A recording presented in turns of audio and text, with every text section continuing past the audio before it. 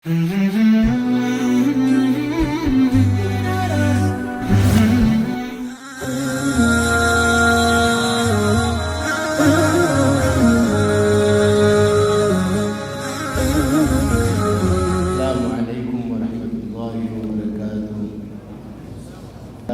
يسمع ويرى ما في ضمائر الكونين باطنا وظاهرا، والصلاة والسلام على صاحب القبة الخضراء والمدينة المنورة وعلى آله وصحبه السادات الكبراء. أما بعد، أني بزو ملكت مما سلالفون رجلا لن تزول قدم عبد حتى يسأل عن 40 ማንም ሰው ከእግሩን አነሳም አራት ነገር ሳይጠየቅ ብሎ ተነሳቸው።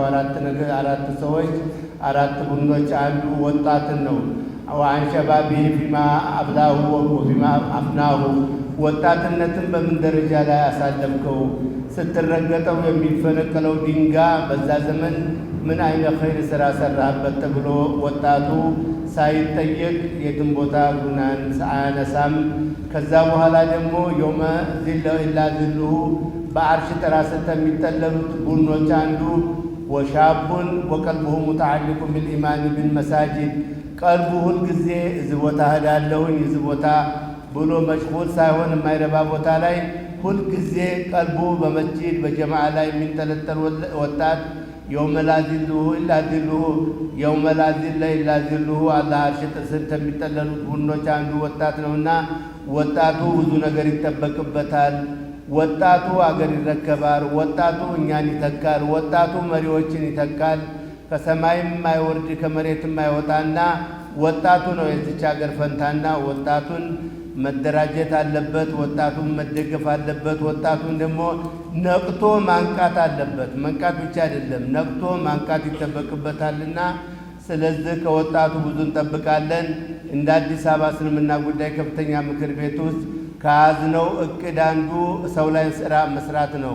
ወጣቱን ማደራጀት ነው። ወጣቱን በካውንስል እስከ ወረዳ ድረስ ያለውን መዋቅር ዘርግተን ወጣቱን ታደራጀ ነው። ወጣት የነብርጣት ነው።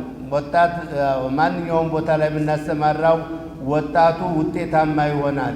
ከዛ ውጭ ወጣቱን ያልተያዘ ስራን ውጤታማ አይሆንም። ማንኛውም ሀገሮች እየከሰሩ የሚመጡት ወጣቱን ሳያሳተፉ ሲቀሩ ነው ሁልጊዜ ወደ ኋላ የሚቀሩትና እኛ እንደ ኢትዮጵያ ደረጃ ላይ ዑለማዎችን የሚተኩት መሪዎችን የሚተኩት የመጅሊስ አመራር እዛ ቁንጮው ላይ የሚወጡት እናንተ ናችሁ። ሌላ ምንም ነገር የሚመጣ ነገር የለምና ለወጣቱ እናደራጀዋለን፣ እንደግፋለን። እስከ ታይ ድረስ መዋቅራችንን አውርደን እንሰራለን። በመቻቻል በመከባበር ሰውንም ታለመክፋት በተቻለ መጠን ወደ ማቅረብ ደረጃ ላይ አቅርበን በመመካከር አደብን በመያዝ ወጣት ደግሞ አደብ ሲይዝ ያምርበታል። ዓሊምም ቢሆን ሌላም ነገር ቢሆን ወጣቱ ትዕግስተኛ ሲሆን ታላቁን ሲያከብር ለታናሹ ሲያዝን ወጣቱ ይጠበቅበታልና ስለዚህ ትላልቅ አመራሮች አሏቸው። ሐቂቀተን ነው የምላችሁ። በሌላ ክፍለ ከተማ ላይ ማናየው በለሚኩራ እያየን ያለ ነው። እኛ እንደ አዲስ አበባ ደረጃ ላይ ጉብኝት ስናደርግ ትላልቅ በሳል የሆኑ አመራሮች ሰውን የማይግባቡዙ ደረጃ ላይ እኛ ማርክ የምንሰጠው ለሚኩራ ላይ ከፍተኛ እንቅስቃሴ ያለና እንደ አዲስ አበባ እስልምና ጉዳይ ከጎናችሁ እንቆማለን እስከ መጨረሻው። እናንተው ጋር ያለነው እናንተም እኛ ጋር ያላችሁት። ወሰላሙ አለይኩም ወረሕመቱላሂ ወበረካቱሁ።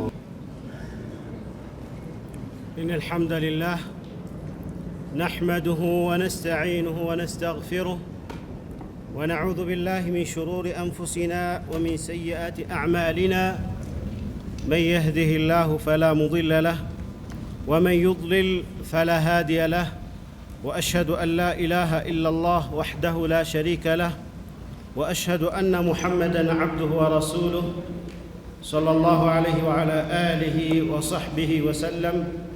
يا أيها الذين آمنوا اتقوا الله حق تقاته ولا تموتن إلا وأنتم مسلمون. يا أيها الناس اتقوا ربكم الذي خلقكم من نفس واحدة وخلق منها زوجها وبث منهما رجالا كثيرا ونساء، واتقوا الله الذي تساءلون به والأرحام إن الله كان عليكم رقيبا.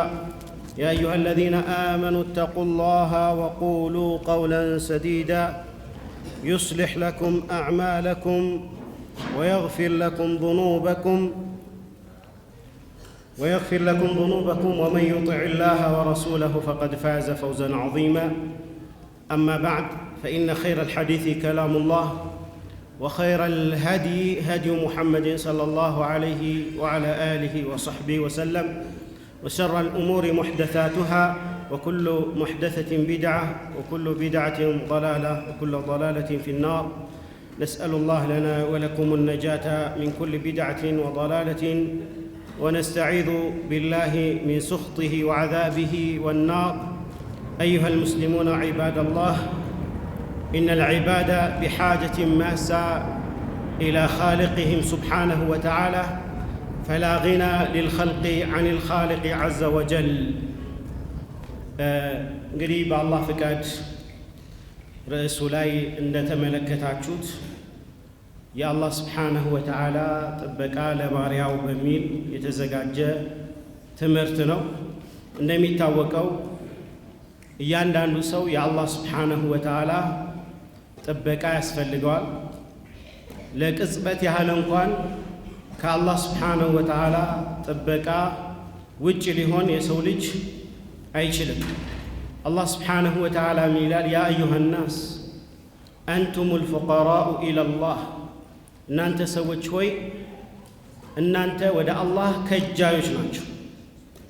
አላህ ከእናንተ አይከጅልም፣ እናንተ ግን እርሱን የምትከጅሉ ናችሁ። ወላሁ ሁወል ገኒይ፣ አላህ የተብቃቃ ነው። አልሐሚድ፣ ምስጉን የሆነ አምላክ ነው። ከዛሊክ አላህ ስብሓነሁ ወተዓላ እኛን እዚህች ምድር ላይ ሲያስገኘን ለትልቅ ዓላማ እንደሆነ ይታወቃል። ወማ ኸለቅቱ ልጅነ ወልኢንሰ ኢላ ሊያዕቡዱን ማ ኡሪዱ ሚንሁም ምን ሪዝቅን ወማ ኡሪዱ አን ዩጥዕሙን ኢነ አላህ ሁወ ረዛቁ ዙልቁወት ልመቲን። ሰውንም ሆነ ጅንን ያስገኘሁት ይላል አላህ ስብሓነሁ ወተዓላ፣ የፈጠርኩት እኔም በብቸኝነት እንዲያመልክ ነው እንጂ እንዲያበሉኝም እንዲያጠጡኝም አይደለም። አላህ ስብሓነሁ ወተዓላ እጅግ ሲሳይ ሰጪ አምላክ መሆኑን፣ ቀዊይ መሆኑን፣ ሀያል መሆኑን አላህ ስብሓነሁ ወተዓላ ይናገራል። ኢዘን ወልኸልቁ ሙፍተቂሩነ ኢለላህ፣ ሰዎች በአጠቃላይ ፍጡራኖች ከአላህ ከጃይ ናቸው። አላህ ስብሓነሁ ወተዓላ ከነሱ የሚከጅል አይደለም ማለት ነው። ይህንን የሚያሳዩ የቁርአን አናቅስቶች እጅግ በርካታ ናቸው። ከሐዲስ ደግሞ ብኢዝኒላህ አንዱን ሐዲስ ለማየት እንሞክራለን።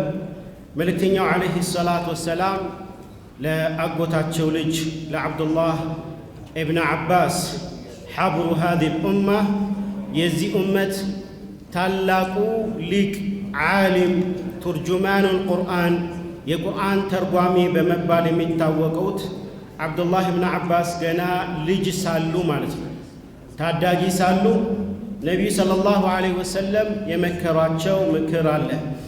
ይህንን ምክር በተመለከተ ኢብኑ ረጀብ አልሐንበሊ በታወቀውና እጅግ ድንቅ የሆነው የአርበዒን አነወዊያ ማብራሪያ ላይ ጃሚዕ አልዑሉም ወልሕከም በተሰኘው ኪታብ የኢብን አልጀውዚን ንግግር ያሰፍራሉ።